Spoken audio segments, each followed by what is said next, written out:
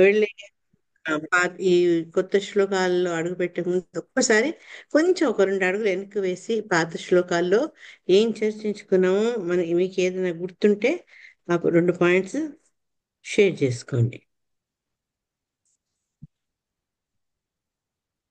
హరే కృష్ణ.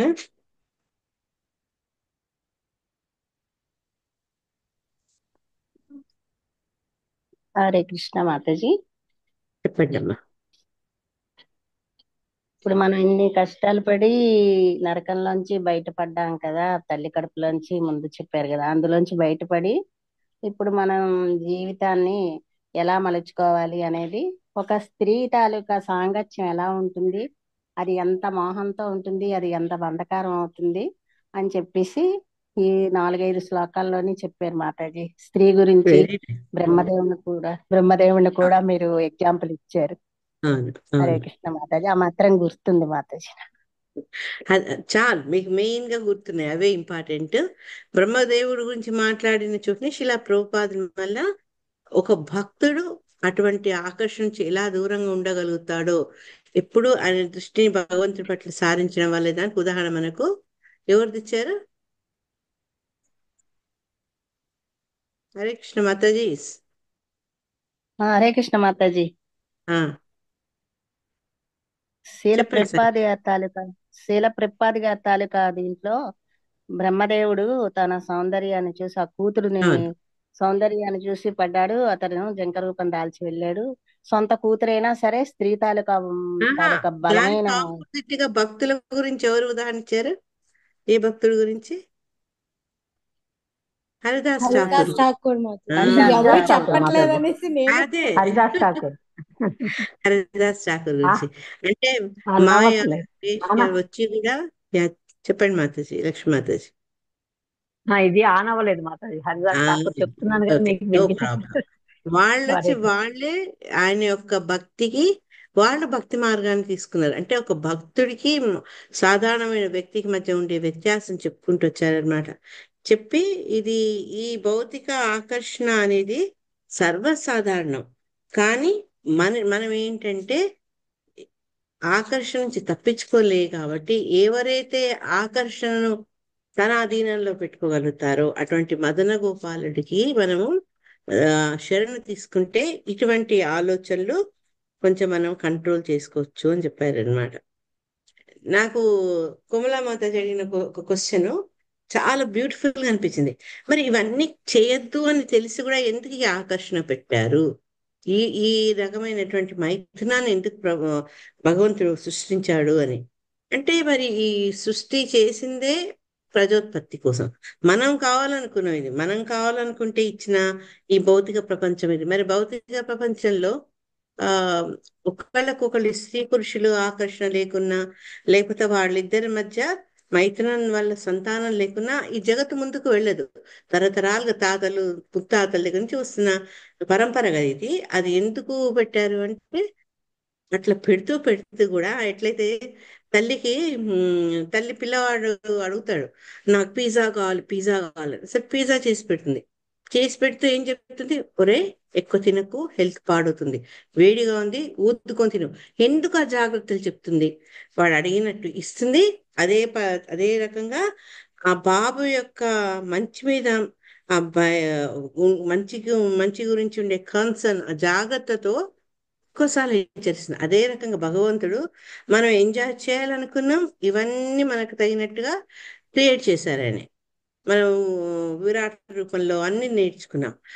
ఆ ఆ రకంగా ఇచ్చి కూడా మీరు దీంట్లోనే మునిగిపోతే మీరు నా దగ్గరికి రాలేరు అని పదే పదే భగవద్గీత, భాగవతము, ఆ, అన్ని అట్లాంటి ఆధ్యాత్మిక గ్రంథాల ద్వారా మనకు హెచ్చరిస్తూనే ఉన్నారు.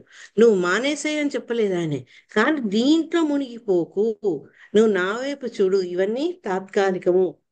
ఎప్పుడైతే ఆధ్యాత్మికతలో నువ్వు ముందుకు వెళ్ళాలనుకుంటే స్త్రీ పట్ల ఉండే ఆకర్షణ నరకానికి ల్యాండ్ చేస్తుంది, స్వర్గంకి కాదు, నా ధామానికి కాదు అని చెప్తారనమాట. ఎవరైతే ముక్తి కోరుకుంటారో ముముక్షులో, వాళ్ళకు స్త్రీ సంఘం చాలా ప్రమాదకరమైంది అని హెచ్చరిస్తారనమాట. ఆ తర్వాత ఈ ముఖ్యంగా మనం చదువుకున్న 3 ఆశ్రమం వాళ్లకు పూర్తిగా అది నిషేధము. 40 శ్లోకాలు ఏం చెప్పారంటే, ఈ స్త్రీ మాయకు ప్రతిరూపం కాబట్టి ఎక్కువ ఆ మాయతో మనం గనక కడిపితే, ఆ మాయకు మనం లోపడితే అది మనకు మృత్యుగతి లాంటిది, ఆత్మహత్య సమానమైంది అని మళ్ళా మనల్ని హెచ్చరించి ఎందుకు చెప్తున్నారంటే, ఆ మాటకు మాతాజీ అడిగిన దానికి నా మైండ్ ఊరికి ఆలోచిస్తుంటే ఇదే జవాబు నాకు అనిపిస్తుంది. మరి ఇంతకంటే జవాబు ఏదైనా ఉండొచ్చు. మనం కావాలనుకున్నాం కాబట్టి మనకి ఇవన్నీ కల్పించారు, ఇచ్చారు. ఇచ్చినప్పటికీ కూడా ఎక్కువ ఆ రోజు రసరాని చెప్పిన అది కూడా బాగుంది. సిగరెట్ అడ్వర్టైజ్, సిగరెట్ బ్యాగ్స్ మీద సిగరెట్ ఎక్కువ తాగితే పొగ తాగుట ఆరోగ్యానికి హానికరం అని చెప్తున్నారు, ఇస్తున్నారు. ఎందుకు అది మన యొక్క మేధస్సును ఉపయోగించి మనం ఎంత వాడాలి, ఏదైతే అతి మనం గనక ఆ మితం దాటితే మనకి ఎటువంటి ప్రమాదాలు వస్తాయి ఆరోగ్యపరమైన, అది ఆలోచిస్తూ జ్ఞానం ఉన్నవాడు దాని జోలికి పోడు, దాని నుంచి విపరీతమైన ఆకర్షణ వాళ్ళు దానికి లోనవుతారు. అదే రకంగా ఈ మైత్రం అనేది కూడా.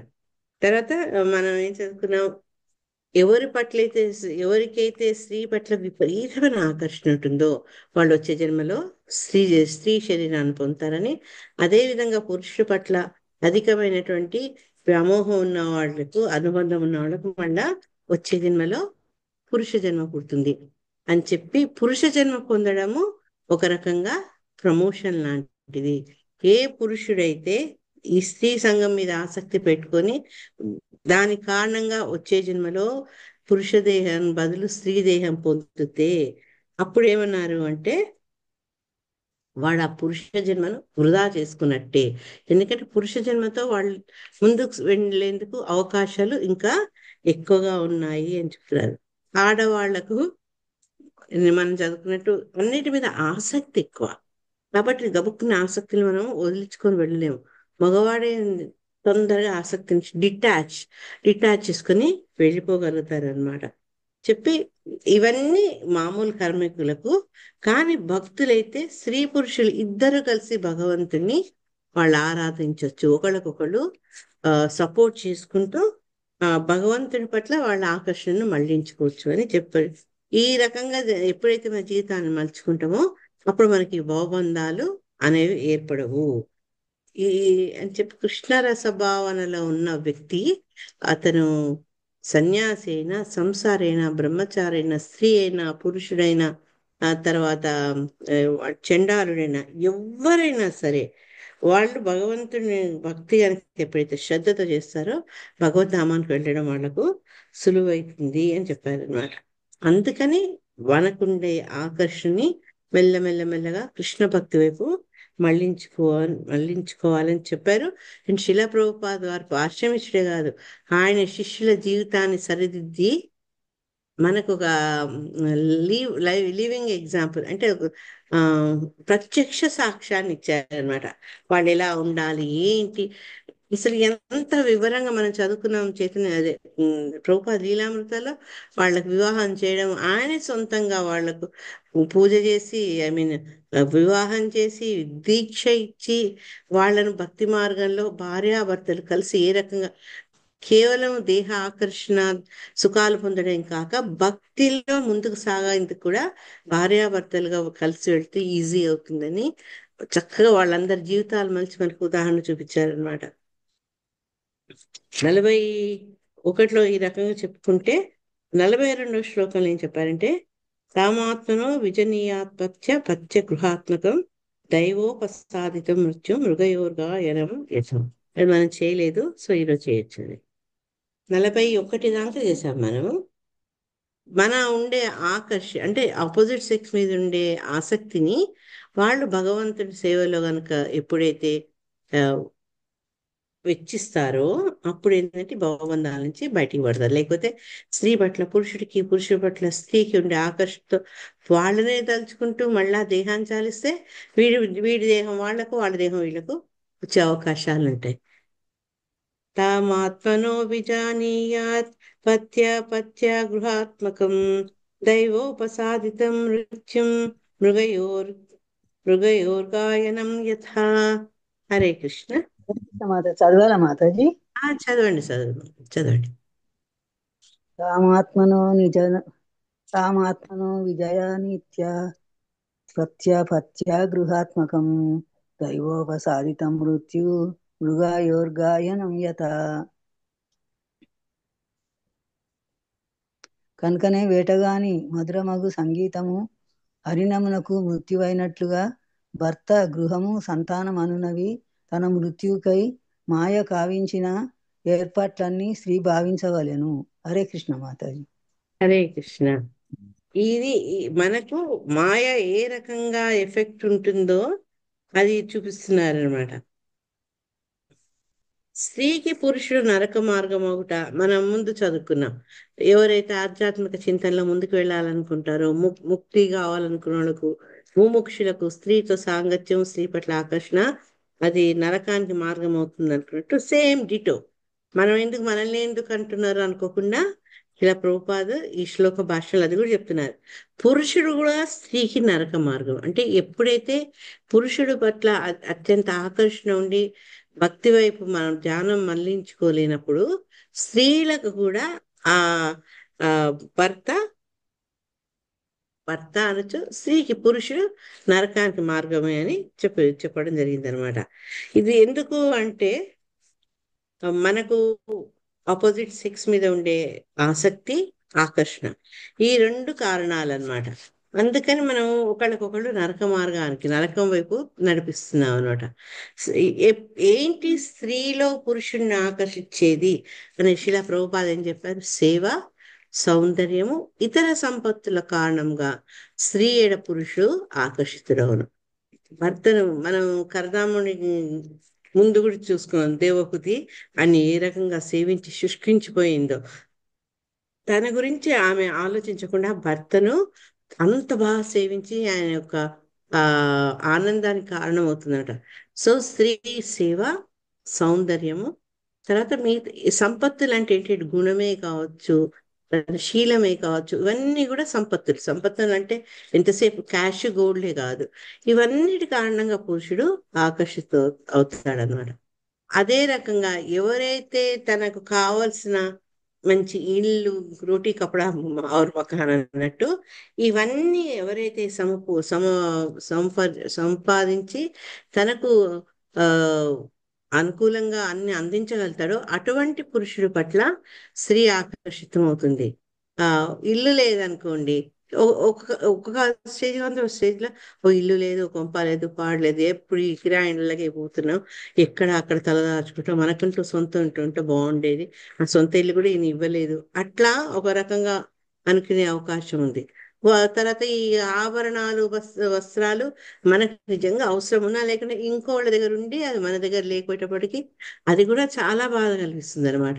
ఇవన్నిటి కారణంగా, అన్నిటికంటే ముఖ్యంగా తనకు సంతానం ఇవ్వడం కారణంగా పురుషుడి పట్ల స్త్రీ చాలా ఆకర్షితం అవుతుంది అని చెప్పి శిలా ప్రభుపాద ఏమన్నారంటే, ఈ రీతిగా భౌతిక భోగార్థం, అంతే భౌతికంగా మెటీరియల్ గానే నేను నీకు భోగం కలిగిస్తున్నా, నువ్వు నీ వల్ల నేను భోగాలు పొందుతున్నా. ఈ రకంగా ఒకళ్ళకొకళ్ళు ఎప్పుడు అనురక్తులేనంత మటుకు స్త్రీ పురుషునకు, పురుషుడు స్త్రీకి ప్రమాదకారులు కాగలరు. ఈ ఆకర్షణ అనేది డేంజర్. యా దాన్ని ఋషభదేవుడు కూడా చెప్తారనమాట.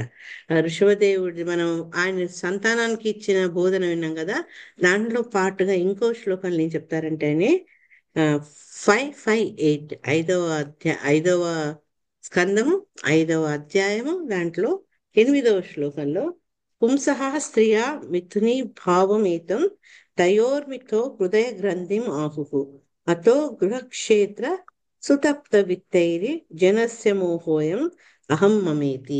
అంటే మనలో ఈ మోహము అనేది ఎందుకు కలుగుతుంది అంటే, ఫస్ట్ స్త్రీ పురుషుల మధ్య ఉండే ఆకర్షణ అనేది అన్నిటికీ మూలం అన్నమాట. ఈ భౌతిక ప్రపంచంలో ఆ ఆకర్షణ అనేది ప్రథమ సోపానం అనొచ్చు, మూలం అనొచ్చు, బేసిక్ అనొచ్చు, ఏదైనా అనొచ్చు. ఈ అపోహతోనే, అంటే ఇది ఆకర్షణ, వీళ్ళు శాశ్వతం, ఈ ఆకర్షణ శాశ్వతంగా ఉంటుంది అనుకున్న ఈ అపోహలతోనే వాళ్ళు ఏం చేస్తారు, ఒకరికొకరు దగ్గర అవుతారనమాట. పోయి హృదయాలు కలిసిపోతాయి.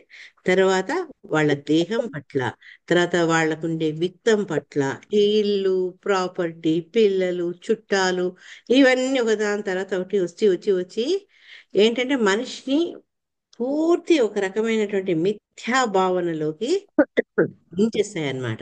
ఆ మిథ్యా భావన మూలంగా మనలో ఏం కలుగుతుంది మార్పు అంటే, నేను, నాది, నా వాళ్ళు, ఇవన్నిటికీ వెనుకకు పోయి చూస్తే కారణం ఏంటని చెప్పారు శిలా ప్రభుపాదుల వారు. శిలా ప్రభుపాద గారు, ఋషభదేవులు ఏం చెప్పారంటే, స్త్రీ పురుషుల మధ్య ఉండే ఆకర్షణ, దానివల్లనే ఈ రకమైనటువంటి ఒక మిథ్యలో ఒక మనిషి వచ్చేస్తారనమాట.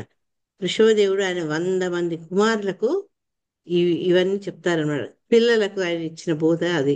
అంటే దీన్ని బట్టి ఒక తల్లిదండ్రులు పిల్లలకు ఎట్లా డైరెక్షన్ చూపించాలో జీవితంలో, వాళ్ళకు మంచి చెడు ఎట్లా చెప్పాలో అది దీన్ని ఋషభదేవుని చూసి మనం నేర్చుకోవచ్చు అనమాట.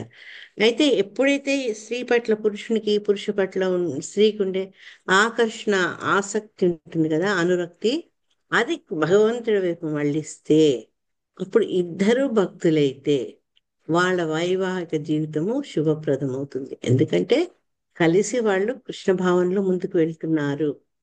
ఇప్పుడు ఎప్పుడైతే ఆ రకంగా కృష్ణ భావనలోకి వెళ్తారో వాళ్ళ ఆకర్షణ, వాళ్ళ అటాచ్మెంట్ క్రమక్రమంగా ఒకళ్ళ మీద ఒకళ్ళ నుంచి తగ్గుకుంటూ భగవంతుడి వైపు మళ్ళింపబడుతుంది అనమాట. ఇది చదువుతుంటే నాకు చిన్నప్పుడు నేను చూసిన విప్రనారాయణ సినిమా గుర్తుకొచ్చింది. అతను చాలా గొప్ప భక్తుడు. గొప్ప భక్తుడైతే విప్రనారాయణ, దేవదాసి అని ఒక వేశ్య, డాన్సర్, ఆవిడ వచ్చి సరే ఇతని తపోభంగం చేస్తానని ఛాలెంజ్ చేసింది. ఆయన ఏంటంటే ఆయన యొక్క తోటలో ఆ, పూసే పూలతో రోజు స్వామికి మాలలు చేసిస్తుండేవారు అనమాట. అటువంటి ఎంతో నిష్ఠగా నైష్ఠిగా బ్రహ్మచారిగా ఉండి భగవద్ధ్యాసలో మునిగిపోయిన అతను ఒకరోజు వర్షం పడుతుంటే వచ్చి ఎవరు లేరు తలదాచుకోమని చోటిస్తుంది అనమాట. ఆ తలదాచుకోమని చోటిస్తే కథం ఇసుంట్రా అంటే ఇల్లంతా నాదే అని మా తెలంగాణలో స్వామి చెప్తారు. అట్లనే మెల్లమెల్లగా ఆమె అన్నిట్లో జోక్యం చేసుకోవడం, క్రమక్రమంగా చెప్తారు కదా, బ్రహ్మచారులు స్త్రీ సాంగత్యం ఎక్కువ చేయకూడదు, సన్యాసులు ఎక్కువ చేయకూడదు, వానప్రస్థం వాళ్ళు కూడా చేయకూడదు. సరోజమాత చెప్పిన బటరు అండ్ ఫైర్. సో ఇవన్నీ వాళ్ళ విషయంలో నిజమయ్యి క్రమక్రమంగా ఏమైపోతుందంటే అతను ఆమెను ఆనందపరచడంలో భగవత్ సేవ వదిలేస్తాడనమాట. చాలా సినిమాటిక్ ఎన్నో మలుపులు తిరిగి ఆఖరికి ఆ తన తప్పు అతను తెలుసుకుంటారు. ఆమెలో కూడా ఆ పరివర్తన వచ్చి వాళ్ళిద్దరు కలిసి భగవత్ సేవలో వాళ్ళ జీవితాన్ని ధారపోస్తారనమాట. సో మన ఆకర్షణ అనేది ఎటువైపు తిప్పాలి, ఎంత మటుకు ఉండాలి, ఎటువైపు వెళ్ళాలి అనేది మనకి ఈ శ్లోకం ద్వారా చెప్తుంది. అది శిలా రూప గోస్వామి కూడా వైరాగ్యం అంటే ఏంటి అని చెప్పారు. మనం ఈ వాటి చాలా మాట వింటుంటాం కదా, ఈ వైరాగ్యం అనేది. వైరాగ్యం వచ్చేస్తుంది నాకు అసలు ఇవన్నీ చూస్తుంటే అంటాం. కానీ వైరాగ్యం అంటే ఏంటి అంటే అనాసక్తస్య విషయాన్ యదార్హం ఉపయుంజత నిర్బంధ కృష్ణ సంబంధే యుక్తం వైరాగ్యం ఉచ్యతే. అంటే యుక్త వైరాగ్యం అంటే ఏంటి, ఫల్గు వైరాగ్యం అంటే ఏంటి, అదన్నీ కూడా మనకి కృష్ణ రసామృత సింధులో ఈ శ్లోకంలో తెలుస్తుంది అనమాట. ఎక్స్ప్లెనేషన్ లో స్త్రీ పురుషులు కేవలం శ్రీకృష్ణ సేవార్థమే కృష్ణ సంబంధమున గృహస్థ జీవనమున జీవించవలను.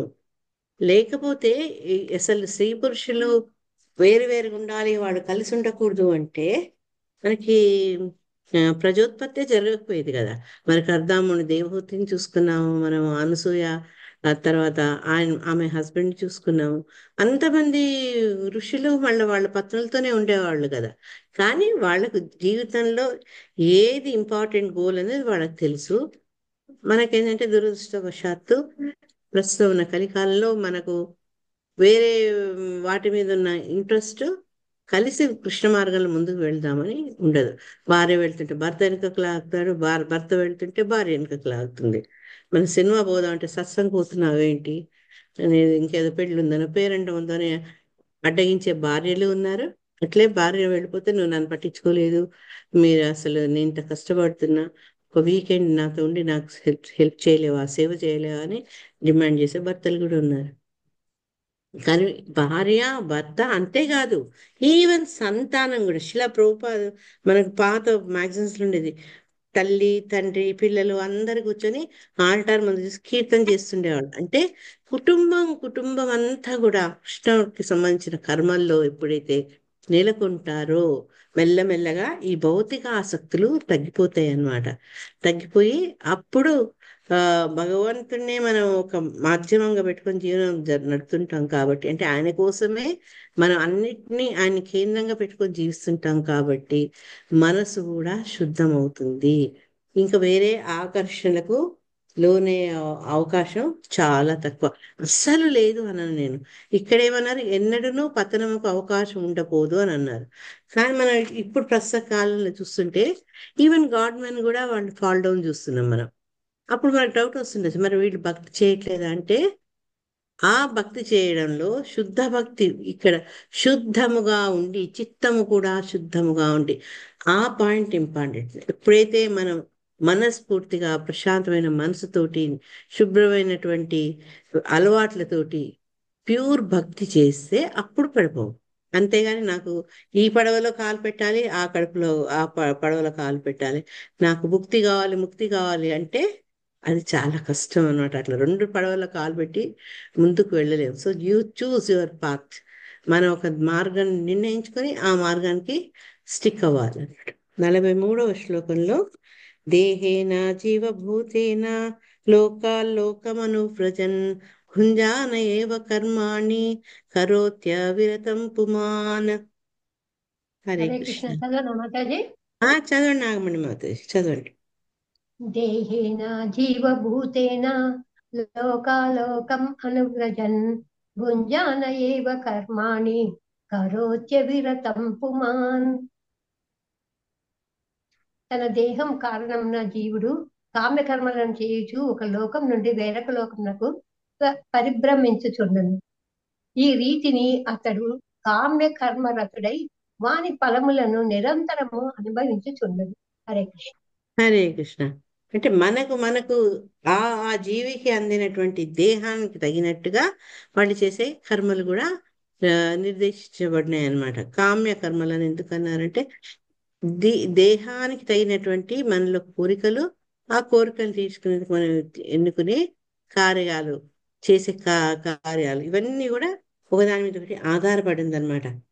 ఇవి చేసుకుంటూ మన లాస్ట్ 2-3 days కింద కూడా చెప్పా, ఇక్కడిక్కడే ఈ ఈ భూమండలంలో వివిధ యోనుల తిరుగుడే కాదు, ఆ జీవి అంటే ఒక ఆత్మ, జీవాత్మ, అది అనేక లోకాల్లో కూడా తిరుగుతూ ఉంటుందట. అయి అప్పుడు ఏంటంటే తను కోరుకోవడం వల్ల ఆ దేహంతో అతను తను చేసే కర్మఫలాన్ని నిరంతరం కూడా అనుభవిస్తున్నాడు. అంటే ఈ జన్మలో నువ్వు చేసిన కర్మకు తగినట్టు ఫలాలు బట్టి మళ్ళీ నీకు ఇంకొక దేహం, ఆ దేహంలో కూడా మళ్ళీ నువ్వు ఆ దేహానికి తగినట్టు కార్యక్రమాలు చేసుకుంటూ మళ్ళా కొంత మనం చేసిన కార్యాల యొక్క కర్మల్ని ఫలితాలని పట్టుకొని దానికి అనుభవంగా మళ్ళీ ఇంకో దేహాన్ని, ఈ రకంగా మారుతూనే ఉంటాం అన్నమాట. అయితే శిల ప్రభుపాదులు మంచి ఇంపార్టెంట్ పాయింట్ ఇక్కడ చెప్పారు. ఎప్పుడైతే జీవి ఈ దేహంలో బందీగా ఉంటుందో అప్పుడు జీవభూత మహా, అది జీవభూత. ఒకవేళ దేహం నుంచి జీవాత్మ వెళ్ళిపోయింది అనుకోండి, అప్పుడు ఆ జీవాత్మ స్థితిని బ్రహ్మభూత స్థితి అంటారని చెప్పారు. బ్రహ్మభూతం అంటే ఏంటంటే దేహం నుంచి అది బయటపడింది అనమాట. దీన్ని మనకు భగవద్గీతలో ఈ చాలా చక్కగా వివరించారు ఈ బ్రహ్మభూత స్థితి గురించి.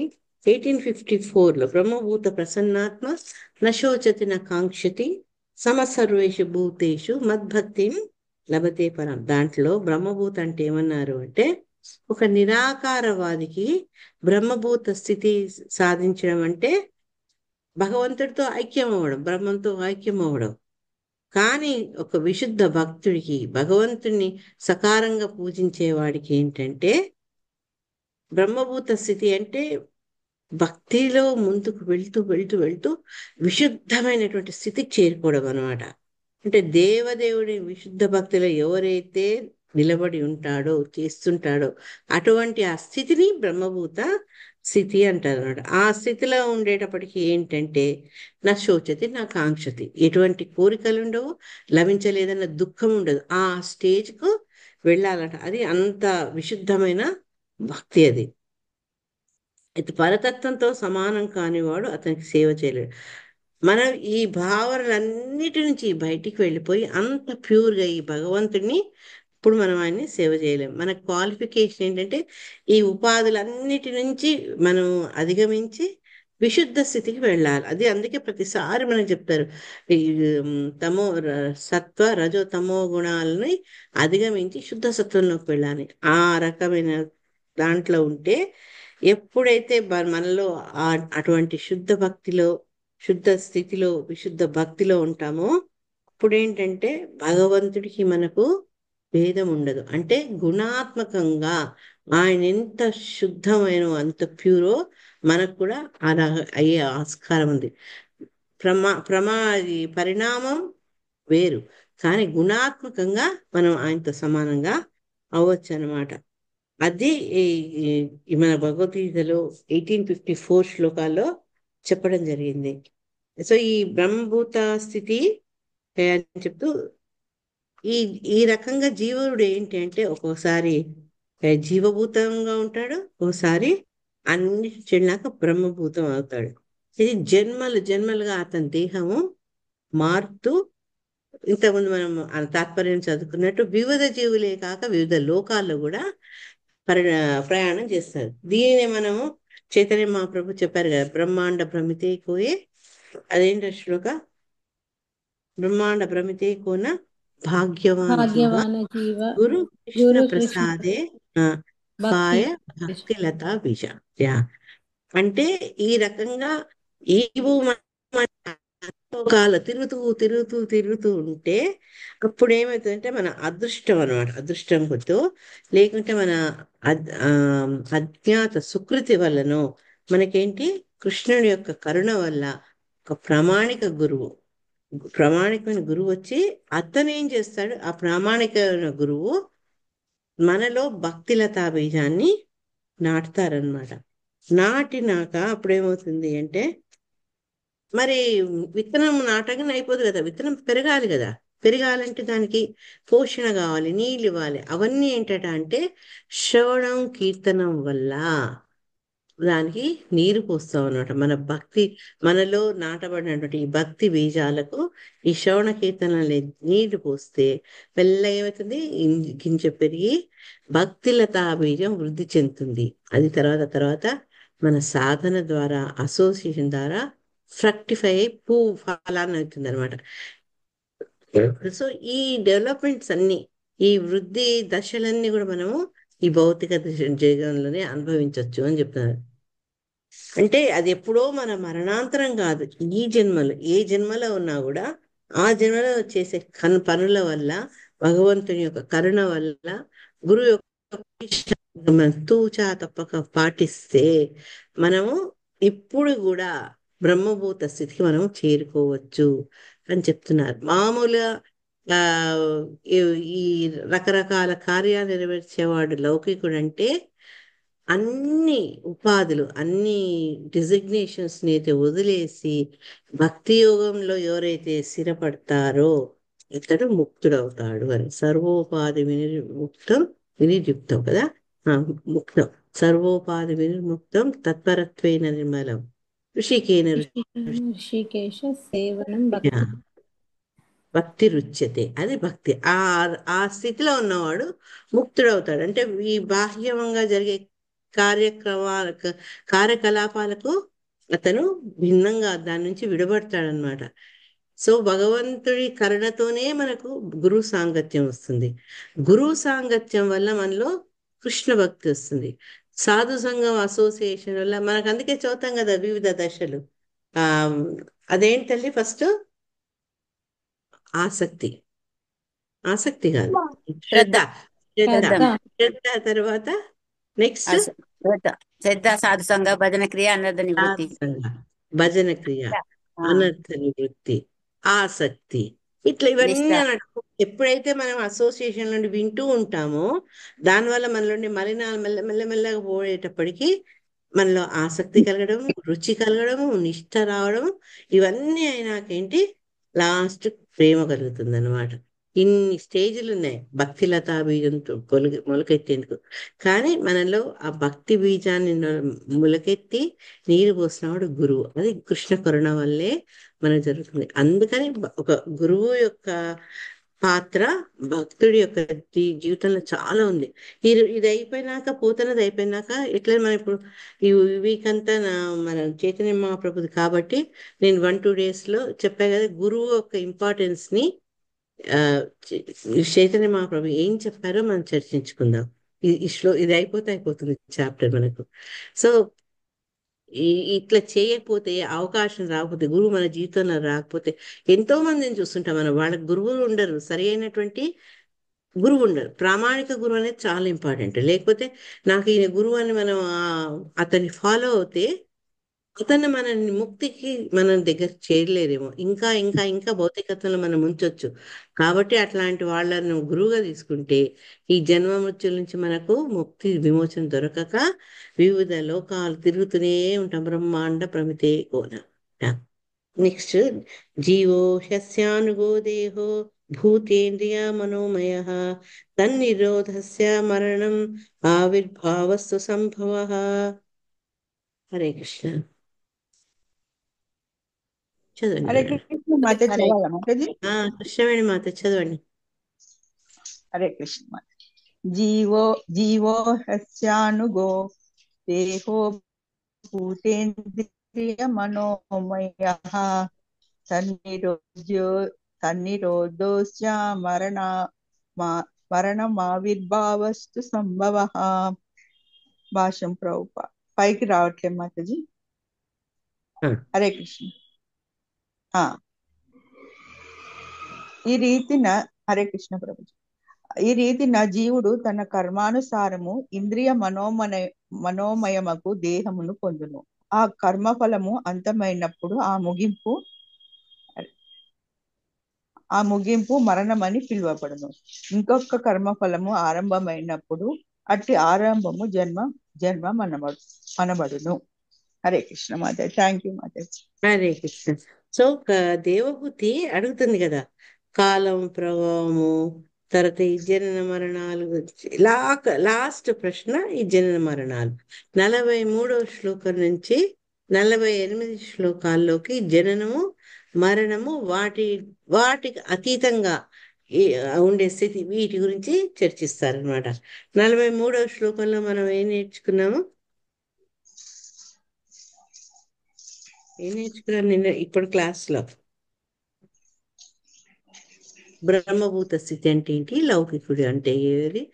ఆ బ్రహ్మభూత స్థితిలో ఉన్నవాడు బయటపడతాడు. బయటపడని వాడు ఎలా బయటపడతాడు? గురువు యొక్క ఆశ్రయం తీసుకొని కృష్ణ కరుణతోటి బయటపడతాడు. అది కాని వాళ్ళు ఏంటి, ఇటు తిరుగుతూ ఉంటారు లోకాలు లోకాలు లోకాలు.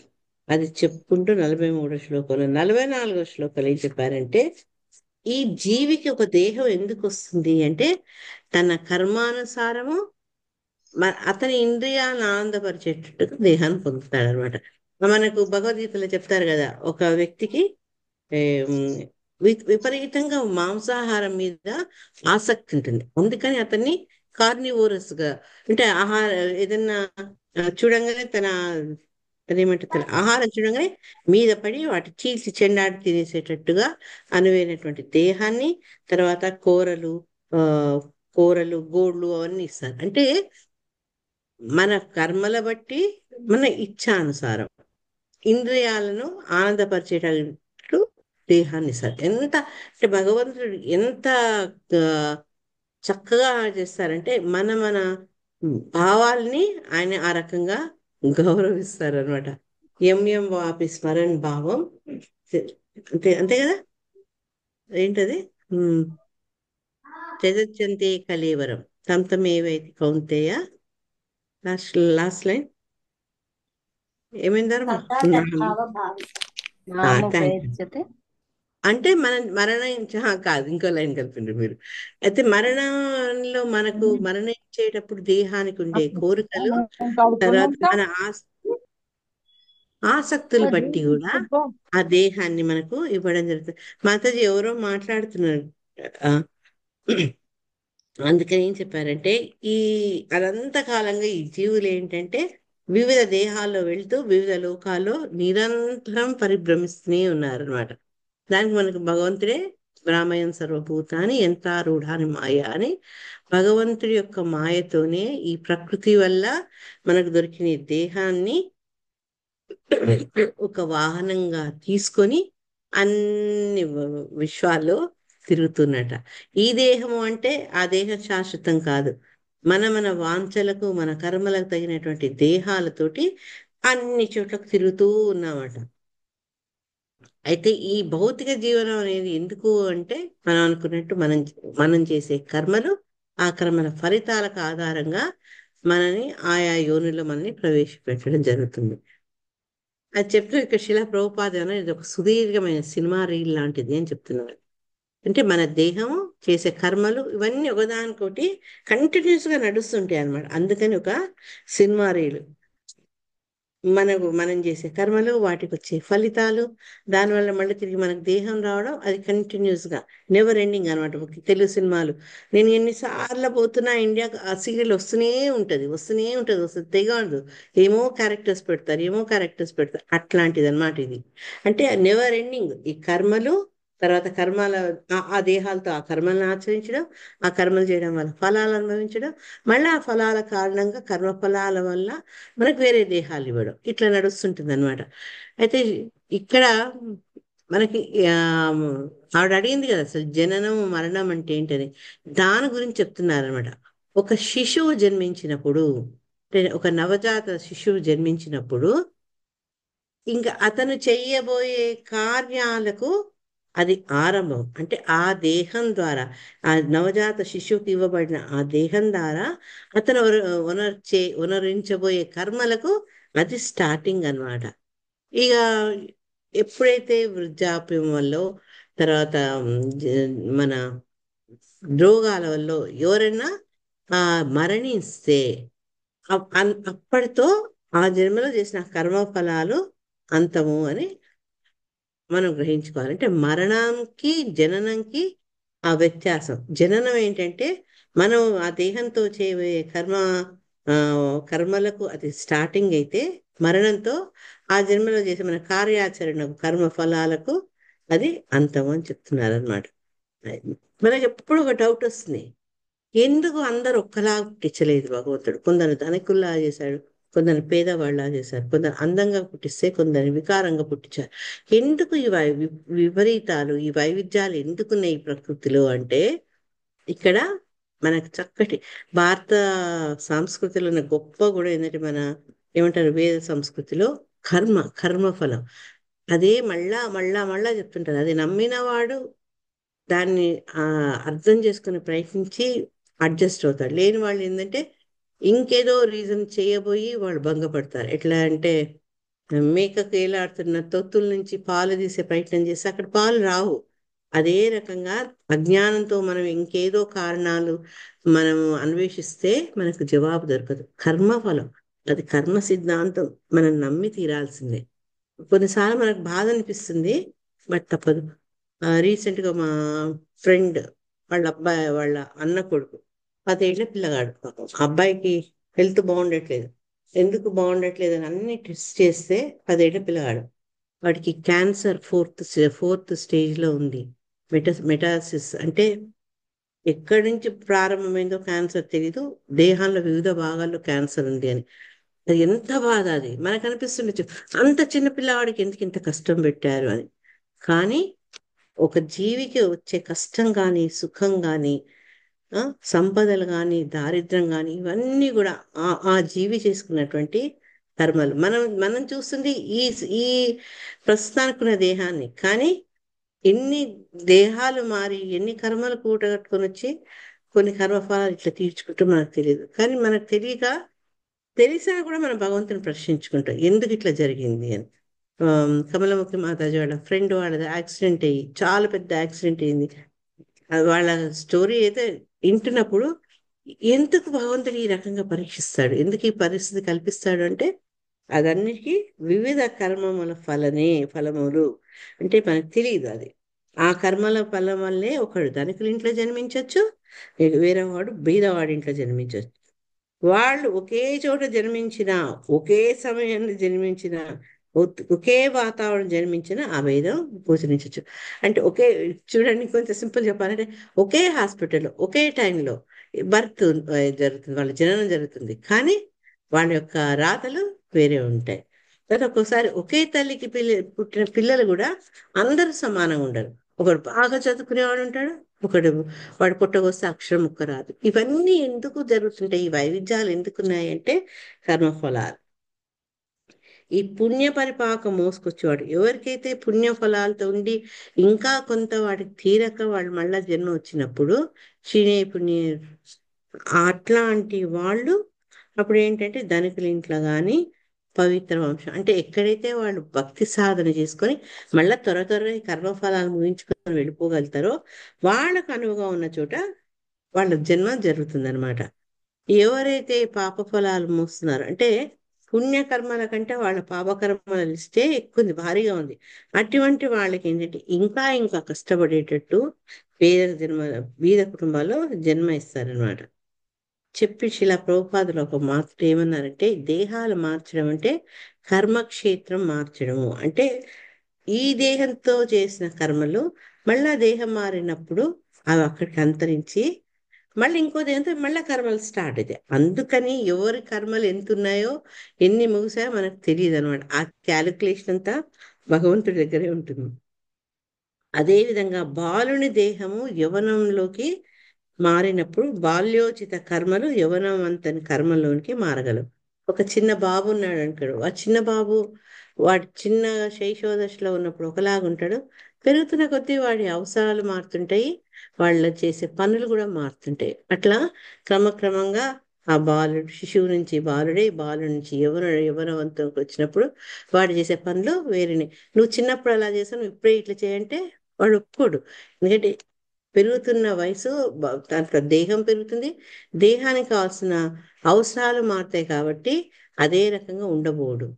అదే రకంగా జీవులు కూడా దేహాలు మారినప్పుడు వాళ్ళు చేసే కర్మలు భిన్నంగా ఉంటాయి అని చెప్పి ఇక్కడ అసలు ఎందుకు ఈ దేహాన్ని మనకు వసుకోబడింది అంటే మనం చేయాల్సిన ఒక ప్రత్యేకమైన కర్మ కోసం ఒక ప్రత్యేకమైన దేహాన్ని జీవునికి వసుకోబడుతుంది. ఒక ఉదాహరణ తీసుకుంటే వరాహమే ఉంది. వరాహం బురదలో ఉంటుంది, తర్వాత మలమూత్రాలు తింటుంది, అది అపవిత్రమైన పరిసరాల్లో ఉంటుంది. దానికి తగినట్టే దాని దేహం ఉంటుంది. అదే పోయి నువ్వు ఆవును అట్లా చేయమంటే చేస్తుందా? చేయదు. ఆవు చేసేది పనులు వేరు. ఈ రకంగా ఏంటంటే మనకు వచ్చే దేహం కూడా ఒక ప్రత్యేకమైన విధి కోసం ప్రత్యేకమైన కర్మలను ఆచరించేందుకు ఒక ప్రత్యేకమైన దేహాన్ని జీవునికి ఇవ్వబడుతుంది అనమాట. అది ఎప్పుడు అనాది కాలంగా అది నడుస్తూనే ఉన్నది, అనాది కాలంలో అది నడుస్తుంది అనమాట. అంటే దీన్ని బట్టి మనకి ఏమర్థమవుతుంది, ఈ కర్మ ఫలాలు అనేవి అనాది నుంచి వస్తూనే ఉన్నాయన్నమాట. అది ఎవ్వరికి తెలియదట, ఎప్పుడు స్టార్ట్ అయింది అనేది తెలియదు అని చెప్పి శిలా ప్రభుపాల వారు మనకు నారదముని ఉదాహరించారు. ఒక కల్పంలో ఆయనే నారద దాసపుత్రుడయ్యి తర్వాత తల్లిని కోల్పోయి భగవంతుని దర్శనం ఒక గ్లిమ్స్ వచ్చి తర్వాత మళ్ళీ ఆయన దేహాన్ని వదిలేసి భక్తి చేస్తూ తర్వాత ఆయన దేవర్షి నారదుడేలా అయ్యాడు. ఈ రకంగా ఏంటంటే ఈ కర్మఫలాల కొనసాగడం అది అయిపోయింది. ఇది లాస్ట్ బర్త్ తోటి అయిపోయింది, ఈ బర్త్ తోటి కొత్త ఫ్రెష్గా చేస్తున్నాం. ఓహో, అది ఎన్నో యుగాల నుంచి కల్పాల నుంచి మనం వెంబడి వస్తూనే ఉంటుంది అని చెప్తున్నాను శిలా ప్రభుపాద 45-46లో ద్రవ్యోపలబ్ధి స్థానస్య ద్రవ్యేక్షా యోగ్యతా యదా తత్పంచత్వ మహాత్మానా ఉత్పత్తి ద్రవ్య దర్శనం యదా క్షూర్థ వ్యావయవ దర్శన యోగ్యతా యదా తదైవ చక్షుషో ద్రష్టృత్వా యోగ్యతానయో. గోలోకేశ్వరి మాతాజీ చదవండి, దివ్య గోలోకేశ్వరి. హరే కృష్ణ. హరే కృష్ణ. ద్రవ్యోపలబ్ధిస్థానస్య ద్రవ్యేక్షా యోగ్యతా యదా తత్పంచత్వమహాత్మానాత్ మహాత్మానాత్ ఉత్పత్తిర్ద్రవ్యదర్శనం యథాక్ష్ణోర్ధవ్యా వయవదర్శనాయోగ్యతా యథా తథైవ చక్షుషో ద్రష్టృద్రష్టృత్వాయోగ్యతానయోః. చిల్డ్రపడ్తుంది. కఠిన కంటి నరము రోగగ్రస్తమైన కారణమున రంగును గాని రూపమును గాని చూచెడి శక్తిని కన్నులు కోల్పోయినప్పుడు చక్షురింద్రియము మృతప్రాయమగును. అప్పుడు నేత్రములకు దృష్టికి ద్రష్టయగు జీవుడు సైతం దృశ్య శక్తిని కోల్పోవును. అదే విధముగా వస్తువులను అనుభూతమనర్చుకుని స్థానమగు దేహము తత్కార్యమునకు అయోగ్యమైనప్పుడు అది మృత్యువనబడును. దేహమనే ఆత్మగా గాంచుట ఆరంభించినప్పుడు అది జన్మమని పిలువబడును. Thank you. హరే కృష్ణ తల్లి. సో ఇక్కడ అంటే ఆ మృతపాయం అనేది ఎప్పుడు, మృత్యు అంటే ఏంటి, దేహం జన్మ అంటే ఏంటి, లాస్ట్ దాంట్లో కూడా చదువుకున్నాం, ఇప్పుడు కూడా చదువుకున్నాం. 44వ శ్లోకంలో ఏం చెప్పారు? మరణం అంటే ఏంటి? ఒక మనిషి యొక్క ఆ ప్రత్యేకమైన కర్మలకు ఫుల్ ఆగిపోతే అది మరణం అని. తర్వాత జీవి జననం నుంచి ఆ దేహంతో చేసే కర్మలకు ఆరంభాన్ని జన్మ అని కూడా చెప్తారు అని చెప్తున్నాను అనమాట. ఆ జన్మలో ఆ దేహంతో చేసే కర్మలకు మళ్ళీ ఆ ఫలాల్ని జీవి అనుభవించాల్సి ఉంటుంది. ఇక్కడ ఉదాహరణ ఇచ్చారంటే అసలు అమృత్యు అంటే ఏంటి అంటే, మనం చేసే పనికి అది గనక ఈ దేహం అయోగ్యమైతే, అంటే దేహం తోడ్పడకుంటే పనికిరాందైతే దాన్ని మృత్యువు అంటారు అనమాట. తర్వాత ఎప్పుడైతే మనం మళ్ళా ఈ దేహాన్ని మనం ఆత్మ అనుకుంటూ మనం ఎప్పుడైతే ఈ ఆత్మ భావనలో జీవనం మొదలు పెడతామో అది జన్మ అంటారు అని చెప్తున్నారు అనమాట. చెప్పి మనకు ఒక చక్కటి ఉదాహరణ ఇచ్చారు. ఎప్పుడైతే మన కంటికి ఏదైనా ప్రాబ్లం వచ్చిందనుకోండి, పళ్ళ కంటికి నేను చూస్తున్నాను అంటే నా కళ్ళతోనో లేకుంటే నేను పెట్టుకున్న అద్దాల ద్వారానో నేను చూడగలుగుతున్నా దాన్ని. కానీ అద్దాలు ఇరిగిపోయినాయి అనుకోండి, అద్దాలు మొత్తం గీతలు పడి నేను చూడలేను. అప్పుడు ఏంటంటే ఎవరైతే ఇటువంటి సాధనాన్ని వాడుతున్నారో వాళ్ళు చూడలేదు. సామాన్యంగా పెద్దవాళ్ళకు వయసుతో వచ్చింది. మా ఫాదర్ ఆయన చాలా చూపు తగ్గిపోయి ఎంత హెల్ప్లెస్ గా ఫీల్ అవుతారు. ఎందుకంటే మన కళ్ళతో మనం చూడగలగడం అది పెద్ద వరం అన్నమాట మనకు. అది మనం చూడలేనప్పుడు చాలా నిస్సహాయ పరిస్థితులు వస్తుందన్నమాట. అదే రకంగా దేహంలో కూడా ఇక్కడ ఏం చెప్పారంటే, రోగగ్రస్తమైన కారణంగా రంగును గాని రూపము గాని, ఇవాళ సామాన్యంగా చూస్తుంటాం, ఏదైనా ప్రాబ్లం ఉందనుకోండి, కలర్ బ్లైండ్నెస్ ఉంది, వాళ్ళ కలర్ని గుర్తించలేరు. తర్వాత దూరంగా ఉన్న మనుషులు కనపడరు, మసక్గా ఉంటుంది. కొందరికి దగ్గర ఉన్న అక్షరాలు కనపడవు. ఇవన్నీ ఏంటంటే కళ్ళలో ఆ శక్తి తగ్గిపోతుంది. క్రమక్రమంగా ఏంటంటే వాళ్ళు ఏం చూడలేని స్థితికి వస్తుంది. అప్పుడు ఏంటి, మన కళ్ళు డెడ్ అనమాట. కళ్ళలో ఉండే చూసే శక్తి నశించిపోతుంది. దానివల్ల ఏంటంటే మన నేత్రాలు ఏ నేత్రాలు ఉపయోగించే ఆ జీవికి ఆ శక్తి పూర్తి పోతుందన్నమాట. అదే రకంగా మన దేహం కూడా ఏమంటున్నారు అంటే, మనము ఈ దేహంతో ఈ జీవుడు పనిచేస్తున్నాడు అంటే జీవాత్మ ఎట్లా పనిచేస్తుంది, కర్మలను ఆచరిస్తుంది అంటే ఇవ్వబడినటువంటి ఆ దేహానికి ఆధారంగా పనిచేస్తుంది కదా. ఎప్పుడైతే ఆ కర్మలు చేయని అశక్తి అంటే కర్మ చేసే ఆ శక్తి నశించిపోతుందో, శక్తిహీనత వస్తుందో, అప్పుడు చేయలేక ఏం చేస్తారంటే పనులు ఆపేస్తారు. వాళ్ళలో వృద్ధాప్యం వస్తుంది, కాళ్ళు వణుకుతుంటే, కాళ్ళు లేవు, శరీరం లేచేందుకు సహకరించదు, జబ్బు మూలంగా వాళ్ళంతా వాళ్ళు లేరు. అట్లా అయ్యేటప్పటికి ఏమవుతుంది, క్రమక్రమంగా వాళ్ళ ఆ పనులను ఆపేసిస్తారనమాట. ఈ రకంగా ఎప్పుడైతే జీవుడు తన చర్యలను ఆపేస్తాడో, తన కర్మలను ఆపేస్తాడో దాన్ని మృత్యు అంటారు అని చెప్పారనమాట.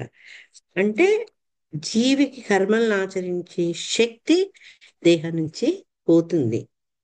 ఎందుకు పోతుంది అంటే నిరంతరం దేహంలో వచ్చే మార్పుల మూలంగా పుట్టినప్పటికీ పోయినప్పటికీ మధ్యలో ఉండే ఆ ప్రయాణంలో శక్తి అనేది ఎప్పుడు ఒకేలాగా ఉండదు. వయసు దేహం పెరుగుతున్నా కొద్దీ శక్తి పెరుగుతుంది, ఆ తర్వాత డిప్ అవుతుంది, మళ్ళా తగ్గిపోతుంది అనమాట. అందుకని ఈ ప్రతి క్షణం మన సైంటిస్టులు ఏం చెప్తారు, ప్రతి క్షణం కూడా మనలో డెత్ అనేది, కొత్త కణాలు పుడుతుంటాయి, కొన్ని కణాలు పోతుంటాయి. ఈ రకంగా జరుగుతుంటుంది దేహంలో. ఆఖరికి వచ్చే మార్పు అంటే ఏది చేయలేక, అటు సినిమాలో చూపిస్తారు కదా, ఇట్లా ఇట్లా అంత గ్రాఫ్ వచ్చి ఒక స్టేజ్ వచ్చినాక ఫ్లాట్ అయిపోతుంది. అటువంటి స్థితిని మరణంతో పోలుస్తారనమాట. ఆ చివరికి వచ్చే మార్పు. ఇంకా అక్కడి నుంచి ఇంకేం చేయలేదు దేహం. దేహం దానికి తగినటువంటి సామర్థ్యాన్ని కోల్పోతే దాన్ని మృత్యు అంటారు అన్నమాట. అప్పుడు ఈ మృత్యు అయినాక మళ్ళా మన కర్మ ఫలాల బట్టి కర్మణ దైవ నేత్రిన మళ్ళీ ఇంకో దేహం వస్తుంది, దానిని జన్మ అంటారు. సో జన్మ అంటే ఏంటి, మృత్యు అంటే ఏంటి అంటే ఇదే సమాధానం. ఎప్పుడైతే కొత్త దేహంతో మన కార్యాలు చేసేందుకు ఆరంభిస్తామో అది జన్మ అయితే, ఆ కార్యాన్ని చేయలేని స్థితి చేరుకుంటుంది దేహము, అసక్తతో శక్తితో ఉండిపోతుంది. అటువంటి స్థితి మృత్యువు అని చెప్తారనమాట. ఈ జన్మ మృత్యు అనేది మనకు క్లారిటీ ఉంటే ఎవరికైనా మనం చెప్పగలము. మనం కూడా వాటిని సమదృష్టితో చూడగలం అనమాట. ఒక వ్యక్తి జన్మించినప్పుడు ఎలా సంతోషపడతామో, ఒక వ్యక్తి మరణిస్తే కూడా మనంతా కృంగిపోము అనమాట. ఎందుకు అంటే నిజానికి జీవునికి జన్మ మృత్యు అనేవి లేవు. మనం సెకండ్ చాప్టర్ భగవద్గీతలో నేర్చుకున్నాం. కత్తితో కోయబడదు, నిప్పుతో కాల్చబడదు, అట్లా ఎన్నో ఒక ఆత్మకుండే లక్షణాలు నేర్చుకున్నాం. అతను నిత్యుడు, శాశ్వతుడు. కాబట్టి నా హన్యతే హన్యమానే శరీరే. కాబట్టి ఈ భౌతికమైనటువంటి ఆచ్ఛాదనమైనటువంటి దేహం నశించిన ఇందులో ఉండే నిజమైన జీవుడు మరణించడు. కాబట్టి ఈ జనన మరణాలనేది ఒక అవగాహన వచ్చి మనము దాని గురించి ఎక్కువ కుంగిపోకూడదు అనమాట. లాస్ట్ శ్లోక వచ్చేసేస్తున్నాము, లేదు ఇంకొక 2 ఉన్నాయి. తస్మాన్న కార్య సంత్రాసో నా కార్పణ్యం న సంభ్రమ బుద్ధ్వా జీవగతిం ధీరో ముక్త సంగశ్చరేదిహ. అదే చెప్తున్నారు ఈ శ్లోకంగా. హరే కృష్ణ. హరే మాతాజీ కృష్ణ చదవండి. హరే మాతాజీ. కృష్ణ మాతాజీ. నేను చదువుతాను, నేను చదివిదా చదవండి. మాతాజీ? ఇంకో మాతాజీ నెక్స్ట్ శ్లోక చదవండి, కథం చేద్దాం. యా. ఓకే మాతాజీ. తస్మా హరే కృష్ణ. తస్మాన్న కార్య సంత్రాసో నకార్పణ్యం న సంభ్రమ బుద్ధ్వా జీవ గతిం ధీరో ముక్త సంగస్యరేదిహ. శీల ప్రభుపాద. కనుక మనుజుడు మృత్యువును భయముతో గాంచుట గాని, దేహమునే ఆత్మయని పలుకుట గాని, దేహావసరములను భోగించుటే ఘనమని తలచుట గాని చేయరాదు. జీవుని నిజ స్వభావమును గుర్తెరిగి అతడు ముక్త సంగుడై ధీరునిగా ప్రపంచమున చరించవలెను. హరే కృష్ణ మాతాజీ. Hare thank you. కృష్ణ. మనం అనుకున్నట్టు అంటే ఎందుకు ఈ జ్ఞానం మనకు ఉపయోగపడుతుంది అంటే, అప్పుడు మనం మృత్యు గురించి భయంగా భావించం. మనం తర్వాత ఈ దేహమే ఆత్మ, నేను అంటే నా దేహమే అన్న భావం నుంచి బయటపడతాను. తర్వాత ఈ దేహం ఇచ్చింది నేను ఎంజాయ్ చేసేందుకు, నన్ను భోగించేందుకు, అదే అన్నిట్లో గొప్పది అన్న భావన మనకు ఉండకూడదు అని చెప్తూ, జీవుడి యొక్క నిజ స్వభావం అసలు ఏంటి, ఆ జీవుడికి చేయాల్సిన పనులు, ఆ తర్వాత అతని తత్వం ఏంటో తెలుసుకొని, అప్పుడు ఏంటంటే ఈ బంధాల నుంచి విడిపడి ముక్త సంగుడే అంటే దేహభావం నుంచి బయటికి వచ్చి ఇప్పుడు అతను జీవితాన్ని నడుపుకోవాలన్నమాట. అది మనం చేయాల్సిన పని. అందుకని జీవన్ మరణాల గురించి కూడా మనకు అవగాహన ఉండడం చాలా ముఖ్యం. శ్రీమద్ భాగవతంలో ఈ భాష్యానికి శిలా ప్రభుపాద ఏం చెప్పారంటే, జన్మ మృత్యు ఒక తత్వాన్ని తెలిసిన బుద్ధిమంతుడు అని అందుకే అన్నారు. ఎటువంటి బుద్ధిమంతుడు ఏంటంటే జన్మకు పొంగిపోడు, మరణానికి కుంగిపోడు అనమాట. ఇప్పుడు తల్లి అందు గర్భమునందు మరి వెలపలగల ఘోరమైన నరక జీవస్థితిని విని మిగిలి కలవరపడును. అరే ఈ రకంగా బాధపడాలా, మళ్ళా భర్త తీసుకొని నేను ఇవన్నీ చేయాలా అని బుద్ధిమంతుడు అంటే వాడికి తెలిసిన జ్ఞానంతో దాని గురించి కలవరపడొద్దు, అది సరిపోదు అని చెప్పి వీటి నుంచి బయటికి ఎట్లా రావాలి, ఈ సమస్య జీవన మరణాల అనే సమస్యకు పరిష్కారం ఏంటి అని అతను కనుక్కోవాలని చెప్తున్నారు అనమాట. శిల ప్రభుపాద ఇక్కడ బుద్ధిమంతుడు, ముక్త సంగుడు వాళ్ళ మీద చాలా బాధ్యత పెట్టారు. ఏం చెప్పారంటే భౌతిక దేహ దయనీయ స్థితిని అవగతం చేసుకొని అనవసరంగా కలత చెందక ఏదైనా పరిష్కార మార్గంకి యత్నించారు. అరే ఈ భౌతిక స్థితి ఇంత భయంకరంగా ఉంటుందా, ఇంత బాధాకరంగా ఉంటుందా అని అనుకొని దాని గురించే మనము చింతించకుండా దాని నుంచి ఎలా బయటపడాలి అనే మార్గాన్ని మనం శోచించాలి అని ఇక్కడ శిలా ప్రభుపాద చెప్తారు. పరిష్కార మార్గం కోసం మనం యత్నం చేయాలి, దాని గురించి మనం చింతిస్తే లాభం లేదు. తర్వాత ఎప్పుడు మనకి ఈ పరిష్కార మార్గం లభిస్తుంది, నీవు నేను కూర్చుంటే మన ఇద్దరం ఇదే బాధపడతాం. కానీ ఎవరైతే ముక్త సంగులో అంటే వాళ్ళ మీద అటువంటి ఆ ప్రభావం ఏమి ఉండదంట, భౌతికపరమైనటువంటి ఆ ప్రభావం ఉండదు. అటువంటి ముక్త పురుషుల దగ్గర మనం ఉంటే అతని అతని యొక్క గైడెన్స్, అతని మార్గదర్శకత్వంతో పరిష్కార మార్గాలు మనం తెలుసుకునేందుకు అవకాశం ఉంది. చదువుకున్నాం కదా ముందు శ్లోకాల్లో, అందరినీ ఆ మార్గదర్శకం చేయలేడు. అందరూ కలిసిపోయి గోతిలో పడతారు. కానీ ఎప్పుడైతే ఈ ముక్త సంగులు, ముక్త పురుషులు వాళ్ళు ఇటువంటి జనన మరణ బంధనాలకు అతీతులైన వారు, వాళ్ళ నిజస్థితి తెలుసుకునే వాళ్ళు, అటువంటి వాళ్ళతో మనం సాంగత్యం చేస్తే ఇప్పుడు ఏంటంటే మనకు దాని నుంచి బయటపడే మార్గాలు తెలిసిస్తాయి అన్నమాట. అందుకని ఎవరు నిజంగా ముక్తులు, నిజంగా ఎవరు అటువంటి భావనలో ఉన్నాడు అనేది మనం చూసుకొని వాళ్ళని ఆచరించాలి. అయితే ఎవరు ఎటువంటి వాడు ముక్తులు అనే దానికి మనకు రిప్లై కూడా శిలా ప్రభుపాద చెప్పారు.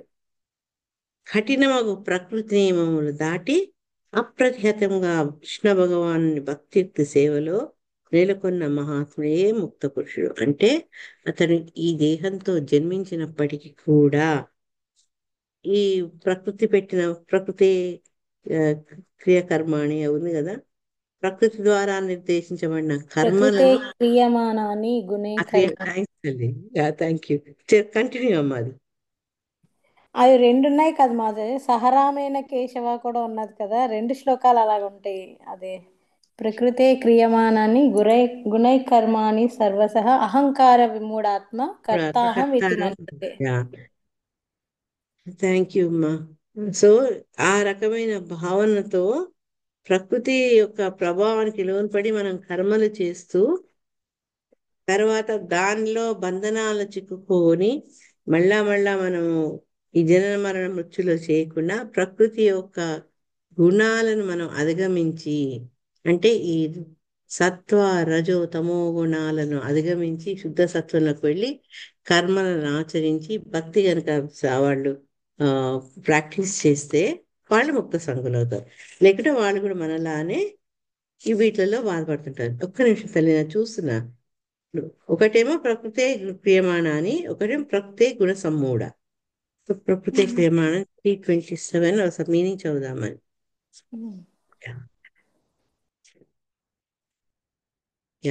ప్రకృతే క్రియమాణాని గుణే కర్మాణి సర్వశః అహంకార విమూఢాత్మ కర్తాహమితి మన్యతే. మిథ్యాహంకార ప్రభావం వల్ల విమోహితుడయ్యే జీవాత్మ నిజానికి ప్రకృతి త్రిగుణములచే నిర్వర్తించబడే కర్మలకు తాను కర్తగా భావిస్తాడు. అసలు ఈ కర్త మనం ఏది కాదు, భగవంతుడు భక్తిలో ఉన్నవాడు ఏంటి అంటే ఏది చేసినా అది భగవంతుని పర్యవేక్షణలోనే జరుగుతుంది. ఏది చూసినా అది భగవంతుడి యొక్క సృష్టి అని తెలుసుకుంటాడు అనమాట. ఈ రకంగా తను భగవంతుడి ఆధీనంలోనే ఉన్నాడు అని ముక్తుడు తెలుసుకుంటాడు. అదే బద్ధజీవులు ఏంటంటే నేను భగవంతుడి కంటే భిన్నము, నేను ఇండిపెండెంట్ అని తలుచుకుంటారట ఆ మూడులు. అది వాళ్ళ అజ్ఞానం కొద్దీ. అందుకని వాళ్ళు ఎప్పుడైతే ఆ అజ్ఞానంలో ఉంటారో తన దేహం ద్వారా చేసే కర్మలను, తర్వాత మనసు ద్వారా చేసే కర్మలను, అంటే అదేంటది మనస కర్మ వాచ, మనసు ద్వారా, దేహం ద్వారా, వాక్కు ద్వారా చేసే కర్మలన్నీ కూడా అవి భగవంతుడికి ఇస్తాడు ముక్త పురుషుడు. లేకపోతే ఏంటి అంటే వాళ్ళు తను తన నిజమైన స్థానం తెలియక నేను ప్రభువునని అనుకుంటాడనమాట. అది చేసేసినప్పటికీ ఈ రకమైనటువంటి అవగాహన లేకపోతే అతనిలో మిథ్యాహంకారం అనేది ఇంకా పెరుగుతుంది. సో అటువంటి వాడు ఎవరైతే ప్రకృతి నియమాల్ని, కఠినమైన ప్రకృతి నియమాలు, మనసు ఎన్నో రకాల పరీక్షిస్తుంటుంది, అవన్నీ పరీక్షలు దాటుకొని, హర్డల్స్ దాటుకొని భగవంతుని అప్రతిహత, ఈ నిరంతరం భగవంతుని యొక్క సేవలో ఎవరైతే ఉంటాడో అటువంటి మహాత్ముని ముక్త పురుషుడు అంటారనమాట. అతను ఈ బ్రహ్మభూత స్థితిలో ఉంటాడు. బ్రహ్మమందు నెలకొన్నవాడు అంటే ఆ బ్రహ్మలో నెలకొన్నవాడు కాదు. బ్రహ్మభూత అంటే నా శోచతి నా కాంక్షతి. అతనికి దేని మీద కూడా వ్యామోహం ఉండదు, దేని పట్ల అతనికి విచారం ఉండదు. ఆ స్థితిలో ఉండేవాడు ముక్త పురుషుడు. ఇటువంటి బంధాలు అతన్ని ఏవి బంధించట్లేదు కాబట్టి అతను మహాత్ముడు అవుతాడనమాట. అది చెప్తూ భగవంతుడు ఏదైతే ఈ భౌతిక సృష్టి గురించిలో మనం జీవిస్తున్నామో దాన్ని సృష్టించింది ఆ దేవాది దేవుడు అని తెలుసు కాబట్టి మనం ఏంటంటే వాళ్ళను నిరంతరం ధ్యానిస్తుంటే మనం కూడా ముక్త స్థితిలోకి ఉన్నట్టే అని చెప్తూ ఆ ఈ మన మన మన ఈ దేహ భావం నుంచి బయటికి వెళ్ళడమే ముక్త స్థితి. కాబట్టి ఎప్పుడైతే భగవంతుడికి నేను సేవకుని అని తెలుసుకొని ఆయనతో మనం సేవలో అతన్ని ఆనందింపే ప్రయత్నాలు చేస్తే అటువంటి వాళ్ళను ముక్త స్థాయిలో, ముక్త స్థితిలో నిలిచినవాడు అని చెప్తారనమాట. ఆ భావన మనకు కావాలి అంటే, అనుభవం మనకు తెలియాలంటే మనం ముక్త పురుషులతోనే సాంగత్యం చేయాలి. దీన్ని చైతన్య మహాప్రభు మధ్య లీలలో ఏం చెప్పారంటే, నిత్య సిద్ధ కృష్ణ ప్రేమ సాధ్య కబునయ శ్రవణాది చిత్తే కరయే ఉదయ. అంటే భగవంతుని యొక్క ప్రేమ అనేది ప్రతి జీవిలో ఉంటుంది. అది శాశ్వతంగా నిజస్థితిలో అందరిలో ఉంటుంది. కానీ అదేంటి సడన్ గా ఎవరో ఇస్తున్నారు అని కాదు. కానీ ఎప్పుడైతే ఈ వినడము, వాటి గురించి కీర్తించడము అన్ని చేస్తామో ఇప్పుడు మనలో నిద్రాణమైనటువంటి ఆ కృష్ణ చైతన్యము పైకి వస్తుంది.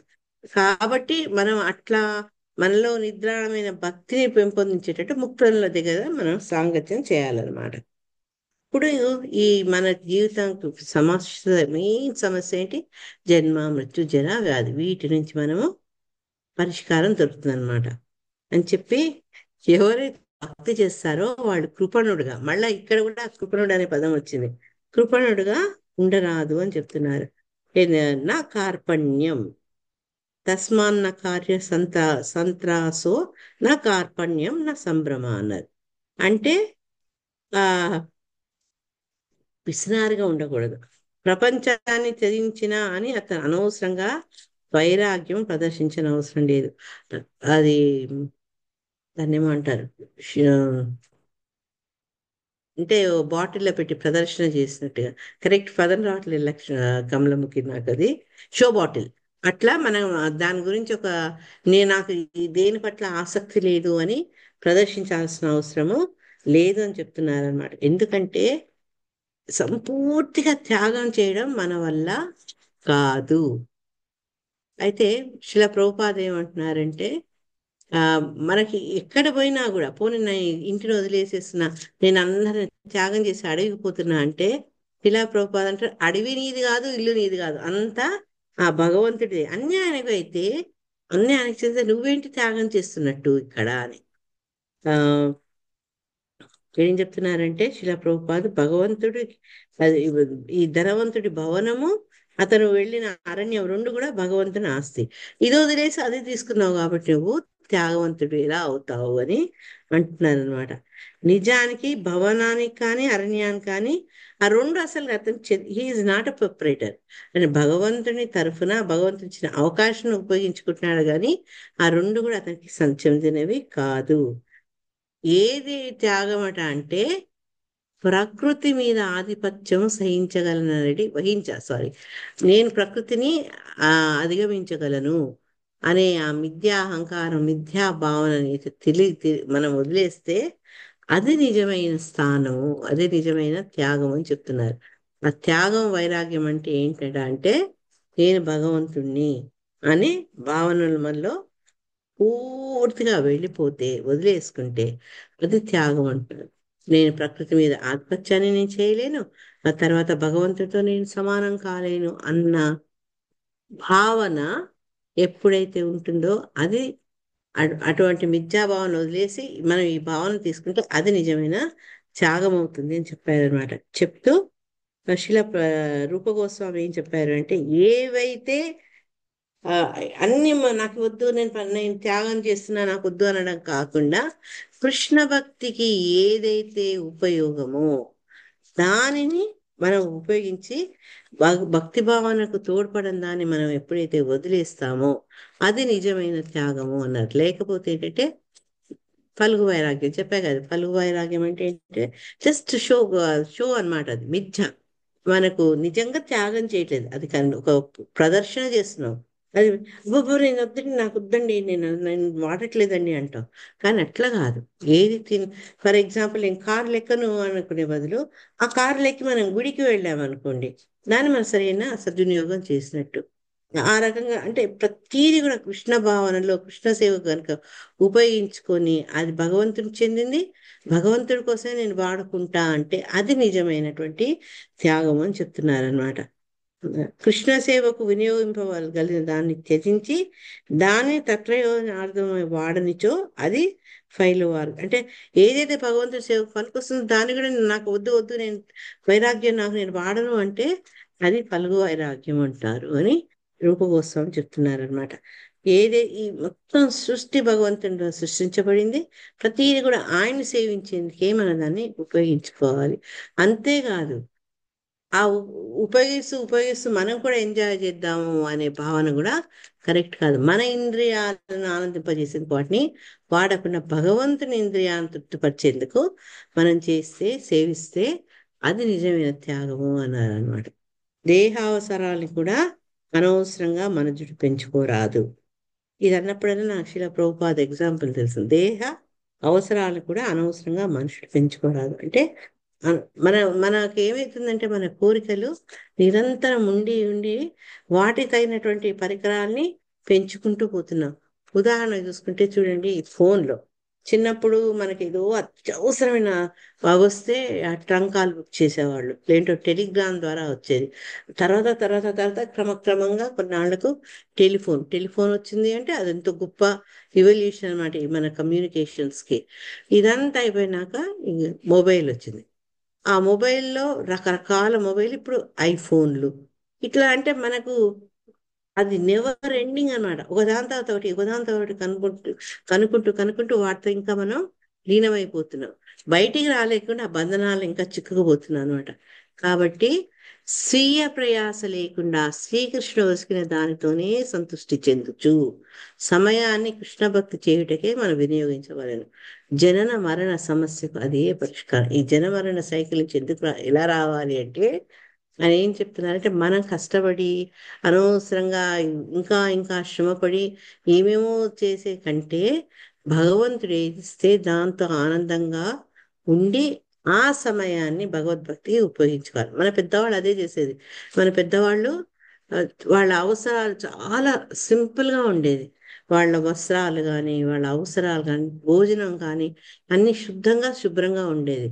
అప్పుడు ఇంతగా తిరగకపోయి, ఇప్పుడు ప్రతి ఒక్కళ్ళకు బయట తిరగడం వల్ల చాలా, బయట తినడము, బయట తిరగడము ఇవన్నీ ఎక్కువైపోయినాయి. మన అవసరాలకు తగ్గట్టు మన వాహనాలకు తగ్గట్టు రకరకాల కార్లు, ఇంధనం, వాటి సమస్యలు రావడం, మళ్ళీ పెట్రోల్ ఎవరికి ఉంటే వాళ్ళు మొత్తం ప్రపంచంలో ఆర్థిక వ్యవస్థను డామినేట్ చేయడం, ఇవన్నీ ఎందుకు అవుతున్నాయి అంటే మనం అవసరాలు పెంచుకుంటూ పోతున్నాం. ఇదివరకు లాగా పల్లెల్లో ఇళ్లలో సింపుల్ లివింగ్, హై థింకింగ్ అనేది ఉంటే ఈ ప్రాబ్లమ్స్ ఉండకపోయేది. తొందరగా భగవంతుడిని ధ్యానిస్తూ ఈ జనన మరణ వలయాల నుంచి బయటపడేటోళ్ళం. కానీ ఇప్పుడు మనం ఇంద్రియ భోగార్థం జీవిస్తున్నాం కాబట్టి మనకి ఈ సమస్యలు ఎదుర్కొంటున్నాం. లాస్ట్ శ్లోకం ఇదంటే ఇవన్నీ కూడా ఆ జనన మరణం గురించే మాట్లాడుతున్నాయి. హరే కృష్ణ మాతాజీ. చెప్పండి. చిన్న డౌట్ మాతాజీ.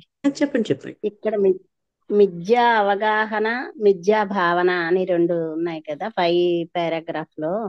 ఆ అవును. రెండిటికి అంటే ఆ చిన్న తేడా ఏదో చెప్పరా మాతాజీ? మిథ్యా అవగాహన అంటే నేను ప్రకృతిని ఆధిపత్యం చేయగలను, అంటే ప్రకృతి నా కంట్రోల్లో ఉంది అనేది మిథ్యా ఆ, మిథ్యా అవగాహన, అండర్స్టాండింగ్. నేను ప్రకృతిని కంట్రోల్ చేయగలను అనేది మిథ్యా భావన అన్నారు. కానీ ఇక్కడ ఏం చెప్పారంటే ఆ ఈ నిజమైన త్యాగము అనేది మిథ్యా అవగాహన వదలడం. నేను ప్రకృతిని ఆధిపత్యం చేయలేను, నేను ప్రకృతికి బద్ధుడిని అని తెలుసుకోవడం ఈ మిథ్యా అవగాహన నుంచి బయటికి రావడం. ఇంకా మిథ్యాభావన అంటే నేను భగవంతుడిని కాగలను, నేను భగవంతుడు సమానుడు. ఒకటేమో ప్రకృతిని జయించగలుగుతా అనేది, ఇంకోటేమో భగవంతుడితో నేను సమానం. ఇది మిథ్యాభావన, మిథ్యా అవగాహన. అది రాంగ్ అండర్స్టాండింగ్. అది మనం భగవంతుడితో సమానం ఎప్పుడు కాము. అవునా? ఆ.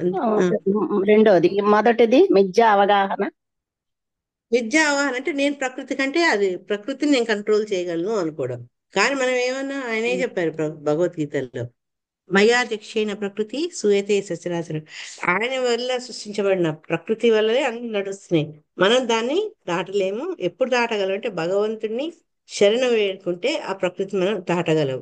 అది తెలియనంత మటుకు ఏంటంటే నేను ప్రకృతిని జయించగలనని మనలో అటువంటి భావన ఉంటుందన్నమాట. అది మిథ్యా అవగాహన. మిథ్యా భావన అంటే నేను భగవంతుడు సమానం. 1 సెకండ్, సారీ. అదే తెలుసు. After merit అనేది లోన్ రివ్యూ ये मुझे किसी आगे जाती है आधा है वो तो भी टमाटर डाल के थोड़ा मटर डाल के कर सकते हैं बार बार जी। हाँ तो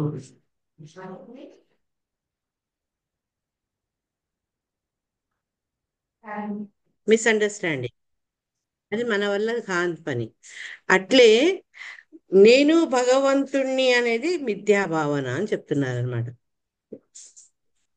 ఈ అయితే రెండు ఇది ఎక్కడ అర్థం అవ్వలేదు మాతాజీ. అయితే ఆధిపత్యం చెయ్యగలను అని అనేది అనే దాని అది నుంచి రాంగ్ అండర్స్టాండింగ్. బయటపడడం మిథ్యా అవగాహన.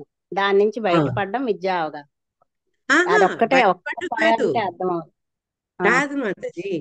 ప్రకృతి మీద ఆధిపత్యం వహిస్తాను అంటే నేను ప్రకృతిని కంట్రోల్ చేయడం అనేది మిథ్య అవగాహన, రాంగ్ అండర్స్టాండింగ్. అది కరెక్ట్ చెప్పాలంటే. ఆ? ఓకే. అది అది వదిలేయగలిగితే, ఆ భావన వదిలేస్తే అది త్యాగం అంటారు. అంటే నువ్వు ప్రకృతి మీద ఆధిపత్యం నువ్వు చెయ్యలేవు, నువ్వు ప్రకృతికి బద్ధ జీవనం. ఎందుకంటే మనం ప్రకృతి యొక్క ఆధిపత్యంలో మనం ఉన్నాం కాబట్టి, అది మనల్ని కంట్రోల్ చేస్తుంది కాబట్టి మనం దాన్ని కంట్రోల్ చేయగలుగుతాం అనేది తప్పు కదా. అటువంటి ఆ భావన వదిలేయడం త్యాగం అంటున్నారు. ఇంకోటి ఏంటంటే ఈ ఈ త్యాగము వైరాగ్యము అనేవి ఆ ఎప్పుడు చెప్తున్నారు అంటే అటువంటి విద్యాభావన అంటే ఈ వైరాగ్యం అనేది మనం ఫలుగు వైరాగ్యం తెచ్చుకోకుండా నేను భగవంతుణ్ణి అనే ఆలోచన వదిలిపెడితే అది త్యాగం అది కూడా కరెక్ట్ త్యాగం అని చెప్తున్నారు. ఈ మిథ్యా భావన, మిథ్యా అవగాహన ఇట్స్ వెరీ మైన్యూట్ డిఫరెన్స్ ఉంది మాతాజీ. దానికి ప్రకృతి మీద అదే ఆధిపత్యం, అర్థం అవ్వలేదు. ప్రకృతి మీద ఆధిపత్యం మిథ్యా అవగాహన. అయితే నేను ఈ త్యాగం వైరాగ్యం అనేది మిథ్యాభావన. ఎందుకంటే ఎప్పుడైతే నీకు సరైన అవగాహన లేదో అది వైరాగ్యం కిందికి రాదు, అది ఫాల్స్ అన్నమాట. ఈ పలుగు వైరాగ్యం అనేది చూడండి, అది అటువంటిది మిథ్యాభావము. అది ఒకటి నేను భగవంతుడు సమానం అనే భావన వదిలితే అప్పుడు అది త్యాగం అవుతుంది అన్నారు అనమాట. ఈ రెండిటికి ఏంటంటే త్యాగము, నిజమైన త్యాగం ఏది అనే దానికి ఈ రెండు ఉదాహరణ చూపించారు అనమాట. ఒకటి ప్రకృతి మీద ఆధిపత్యము, నేను భగవంతుడితో సమానం. ఈ రెండు భావనలు వదిలితే అది త్యాగం అని చెప్తున్నారు శ్రీల ప్రభుపాద. ఓకే మాతాజీ, థ్యాంక్ యూ. లాస్ట్ ఏంటంటే ఆ ఇంకోటి, మనకిచ్చిన దేహాన్ని భగవంతుడి కోసమే వాడుకోవాలి. అది కూడా మన ఇంద్రియాల కోసం వాడుకోదు. అది కూడా ఒక నిజమైన త్యాగం అని చెప్పారు. ఈ 3 రకాల త్యాగాలు ఈ పేరాలో చెప్పారు శ్రీల ప్రభుపాద. ఇవన్నీ చేసి మనం భగవంతుడి కోసమే మనం కష్టపడితే భగవంతుడు ఇచ్చిన దాంతో మనం సంతోషం పడుతూ ఆయన మన సమయాన్ని భగవంతుడు కేటాయిస్తే ఈ జనన మరణాల నుంచి మనం బయటికి రావచ్చని చెప్తున్నాం. లాస్ట్ శ్లోకం, అక్కడ టైం అయిపోయింది. ఈరోజు చేయనా రేపు చేద్దాం? రేపు ఇచ్చేసి మనం పోతున్న దానికి వెళ్దాం. యా, సారీ మాతాజీ. హరే కృష్ణ. రేపు చేయండి మాతాజీ. మాతాజీ దండవత్ ప్రణామ్ మాతాజీ. మాతాజీ ప్రణామ్ ఈ స్నాక్స్. ఫల్గు వైరాగ్యం అంటే ఏంటి మాతాజీ? ఫల్గు వైరాగ్యం అంటే మనకు ఒక వస్తువుని ఇచ్చింది అనుకోండి. ఫర్ ఎగ్జాంపుల్ ఒక నెయ్యి సీసాని ఇచ్చారనుకోండి. ఆ నేతి సీసాను మనం ఏం చేయొచ్చు? నెయ్యిని భగవంతుడికి దీపం పెట్టొచ్చు, భగవంతుడికి ప్రసాదం చేయొచ్చు. వద్దు వద్దు వద్దు నేను నెయ్యి తినను నానేసి వదిలేసినాం అనుకోండి, అది ఫల్గు వైరాగ్యం. అంటే మీరు సరి అయిన విధంగా దాన్ని ఉపయోగించుకొని భగవత్ సేవకు వాడుకోవచ్చు, కానీ మీరు దాన్ని త్యజిస్తున్నారు. భగవంతుని సేవలో ఏవైతే ఉపయోగపడతాయో వాటిని మనం అవగాహన లేకుండా వదిలేస్తే అది ఫల్గు వైరాగ్యం అంటున్నారు. ఇప్పుడు నేను కార్లో శిలా ప్రభుపాద నేను కార్లో తిరగను అనలేదు కదా, విమానం ఎక్కలేను అనలేదు. అవన్నీ ఆయన దేనికి వాడారు? కృష్ణ భక్తి ఆ, ప్రచారానికి వాడారు. ఆ రకంగా నేను వాడను, నాకు వద్దు, ఈ మోడర్న్ సైన్స్ వద్దు కాదు. ఆ మోడర్న్ సైన్స్ ని శిలా ప్రభుపాద వారు కృష్ణ భావన పెంపొందించి ఎలా వాడుకున్నారు. ఆయన వినేవాడు, రికార్డింగ్ చేసేవాళ్ళు. తర్వాత డిక్టేట్ మిషన్ ఉండేది, ఆయన మిషన్ పెట్టుకొని ఆయన చెప్తూ ఉండేవారు భాగవతాన్ని. తర్వాత ఆయన శిష్యులు టైప్ చేసేవారు. ఈ రకంగా ఈ బాహ్య పరికరాల్ని, కానీ ఏదన్నా సరే అది భగవత్ సేవకు వాడకుండా, దాన్ని ఉపయోగించకుండా దాన్ని త్యజించడం ఫల్గు వైరాగ్యం అన్నారు. అది ఆర్టిఫిషియల్ డిటాచ్మెంట్.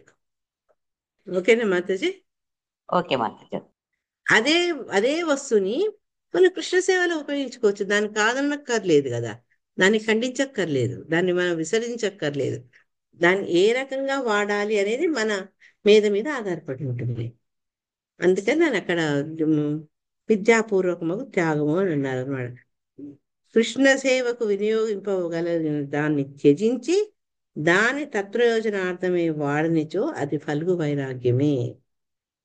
దీనికి క్లాసిక్ ఎగ్జాంపుల్ శిలా ప్రభుపాదుల వారు. ఆయన ఈ ఆధునిక ఉపకరణాలు నేను వాడను అని అనలేదు. ఆధునిక ఉపకరణాలు వాడారు. ఎందుకు వాడారని? కృష్ణ భావనాన్ని ప్రచారం చేసేందుకు, భాగవతాన్ని భగవద్గీతను మనకు అందించేటట్టు.